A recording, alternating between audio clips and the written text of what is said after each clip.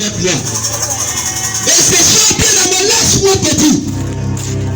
Quelle que soit la maladie, quel que soit ce que tu as, quel que soit le mal qui t'arrive, l'Éternel nous dit dans sa parole que ne prie pas car ta guérison arrive. Est-ce que tu crois à cette parole prophétique ce soir? Ton amen est un peu suspect. Ton amen ne me donne pas le courage d'avancer. Ton amen ne me pousse pas à prêcher ce soir. Ton amen ne me pousse pas à te manquer sur une chose. Ton amen est suspect, bien aimé. Est-ce que quelqu'un peut se lever et donner un temps amen à Jésus de Nazareth? Parce que celui-là, c'est lui qui est le porteur de la vie et de la guérison. Rapidement, prenons les Écritures et nous allons comprendre quelque chose. Prenons le livre de Luc. Le chapitre. Prenons Luc. Nous allons comprendre quelque chose tout à l'heure. Luc 13 à partir du verset 1. Luc le chapitre.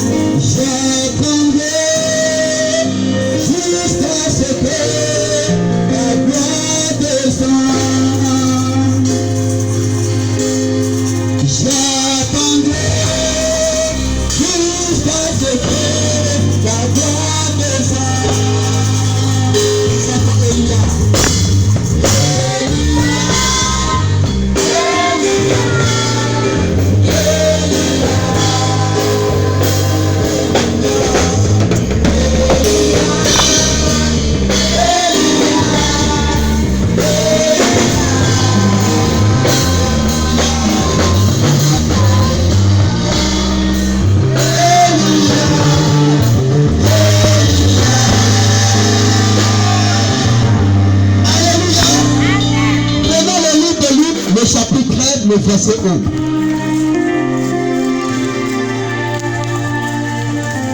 Luc 13.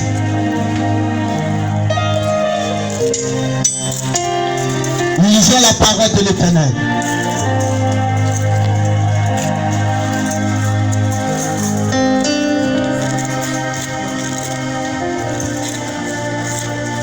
En ce moment-là, en ce temps, quelques personnes qui se trouvaient là racontaient à Jésus ce qui était arrivé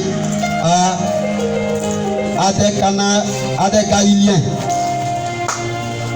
Donc Pilate avait malmêlé le sang avec celui de leur sacrifice. Gloire au Seigneur Jésus. Amen.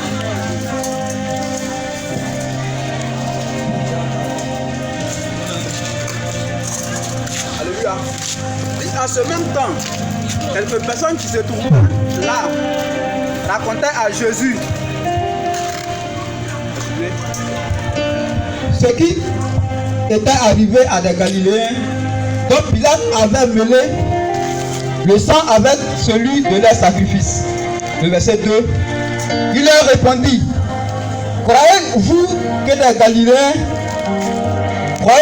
ces Galiléens fussent de plus grands pécheurs que tous les autres Galiléens, parce qu'ils ont souffert de la sorte? Le verset 3. Non, je vous le dis, mais si vous ne vous repentez, vous périrez tous également. Ou bien, Ces 18 personnes, ce qui est tombé, l'a tout dit, Siloué, et qu'elle a tué. Croyez-vous qu'elle fût plus coupable que tous les autres habitants de Jérusalem? Le verset 5. Il faut sauter, va au verset 11. Le verset 11. Il dit, et voici, il y avait là une femme possédée d'un esprit qui la rendait infime depuis 18 ans. Elle était courbée et ne pouvait pas du tout se redresser. Le verset 12. Lorsqu'il la vit, Jésus lui adressa la parole et lui dit, femme, tu es délivrée de ton infimité. Tu es délivré de ton infimité. Le verset 13. Et il lui imposa les mains. Il lui imposa les mains. À l'instant, elle se redressa et glorifia Dieu. Amen. Amen. Amen. Alléluia. Si quelqu'un a fermé les yeux, il faut toucher la personne. Voici une parole que l'Éternel nous prend ce soir ou de ce matin. Si il dit ce soir, ce matin, comprenez-moi. Alléluia. La Bible déclare que en ce temps-là, il y avait une femme qui était malade. Non seulement elle était malade, mais la Bible déclare que dans sa maladie, cette maladie a pris le temps pendant combien d'années? 18 ans. Alléluia. Je me posais la question, est-ce qu'en ce moment la femme a pensé qu'un jour elle devait délivrer ou être guérie de cette maladie qu'elle fait? Alléluia. Je ne pense pas qu'elle avait cette force-là en elle. Parce que de vous avoir quelqu'un qui souffre, je peux dire que 1 an, 2 ans, 3 ans, 4 ans, où il n'y a pas de solution, à quelque part, il y a les personnes qui sont capables de l'empoisonner pour qu'il meure. Mais la Bible déclare que cette personne-là, elle avait, dans sa maladie, elle avait jusqu'à 18 ans. Amen. Mais ce que elle ne pensait pas, qu'un jour, celui-là qui est le porteur de la vie, qui est appelé Jésus-Christ de Nazareth, va la rencontrer dans une synagogue. Alléluia. Et c'est Dieu l'a bien aimé.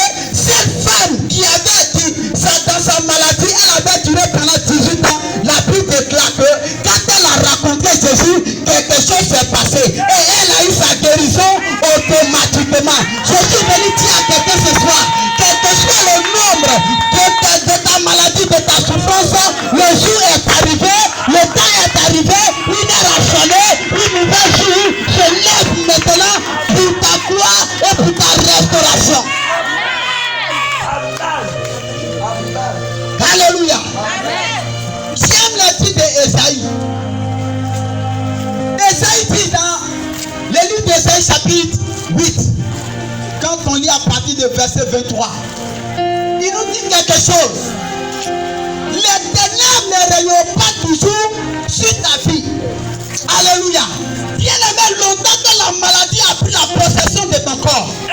Bien aimé, longtemps que tu souffres d'une maladie. Peut-être même que pour toi, ce n'est pas au niveau de ton corps. Mais peut-être que tu luttes avec quelque chose. Et c'est ça que tu luttes, quand tu veux te quitter, il ne peut pas te libérer. Alléluia. Mais le temps est arrivé en ce moment.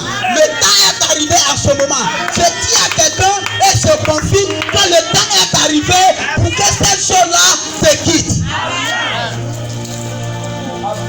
Les ténèbres ne régneront pas toujours sur la terre. Alléluia. Amen. Ne crains pas, car ta guérison arrive. La question que je me mets à ta place en ce jour, que je me pose, je souffre de quoi? Dis à ton ami, je souffre de quoi? Je souffre de quoi? Pousse-la bien et il faut lui demander, je souffre de quoi? Je souffre de quoi?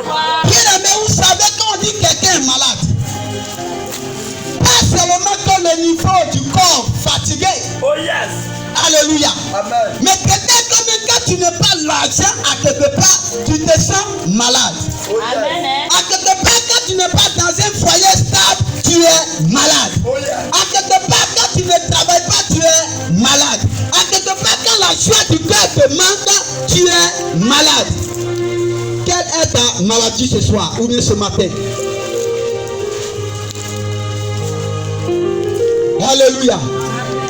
Quelle est ta maladie? Tu souffres de quoi? Et c'est en cela que nous allons y penser ce soir, ce matin. C'est en cela que nous allons réfléchir maintenant. Parce que tout à l'heure, il a dit que ce thème-là est prophétique. Amen. Physiquement, ce passage que nous venons de lire, la Bible nous dit que cette femme-là, elle était malade. Ou même que quand tu la vois, tu sais que réellement, elle est malade. Alléluia. Il y a les personnes bien aimées, ils sont en bonne santé. Mais quand tu vois spirituellement, ces personnes-là sont malades. Alléluia. Un jour, je marchais et j'ai vu un jeune homme. Il avait de l'argent, il avait voiture. Mais bien aimé, je vous dis, physiquement, il était beau à voir. Mais spirituellement, il était vilain à voir. Pourquoi? Parce que dans le spirituel, il n'était pas en bonne santé. Gloire au Seigneur Jésus. La maladie n'est pas physique, elle est spirituelle. Alléluia. Amen. Pourquoi je dis la maladie n'est pas physique? Parce qu'elle s'attache au niveau de ton âme à l'intérieur. Et on ne la voit pas. Alléluia. Amen. Mais elle a les traces qui te donnent sur ton corps et tu vois. Alléluia. Peut-être que quelqu'un qui a parlé, tu ne peux pas comprendre. Mais au niveau de ses yeux, ou bien au niveau de sa forme, auparavant elle était grosse, auparavant il était gros, mais arrivé à un certain moment, il a commencé à te périr, à te périr, à te périr. Là, la maladie a attaqué où? Son âme d'abord.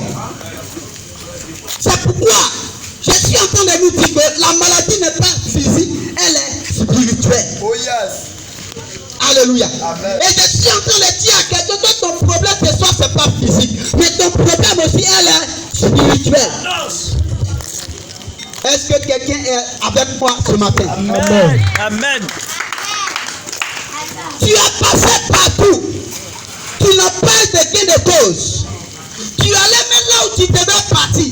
Peut-être même que les gens t'ont montré c'était marabout. Mais cela t'a pas apporté la solution. Mais la solution ce matin, quel que soit là où tu es poussé, quel que soit l'endroit où tu te trouves, la solution c'est Jésus-Christ de Nazareth. Alléluia. Amen. La solution c'est Jésus-Christ de Nazareth. Tu prends de la peur, tu n'arrives pas à te débarrasser. La seule personne qui peut te libérer, te guérir, ce que tu peux te débarrasser, c'est Jésus-Christ de Nazareth. Amen. Amen. Alléluia. Amen.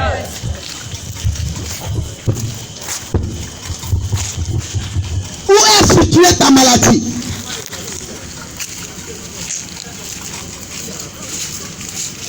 Tu souffres réellement de quoi? Est-ce que on t'a déclaré ou on t'a une fois dit que tu as COVID-19? Alléluia. Amen. Tu n'as pas sida. Tu n'as pas eu COVID-19. Il y a quelle maladie encore? Tu n'as pas eu toutes ces choses. Mais toi-même, quand tu t'assois ce soir, tu regardes un peu ta vie, tu sens que ça ne va pas. Amen. Amen.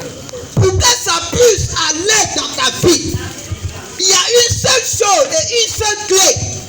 Et cette clé-là, c'est celui de Jésus-Christ de Nazareth. Amen. Amen.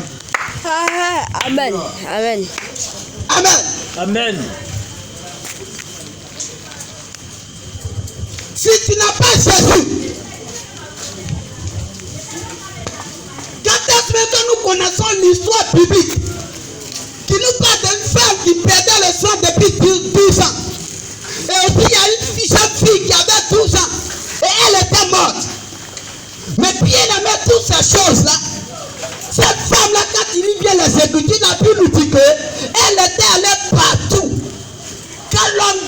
tout ce qu'on sait que c'est pas tout. Alléluia. Amen. Peut-être même qu'elle s'arrêtait sur les carrefours. Peut-être qu'elle invoquait les faux dieux. Peut-être même qu'elle allait chez le marabout. Peut-être qu'elle allait chez le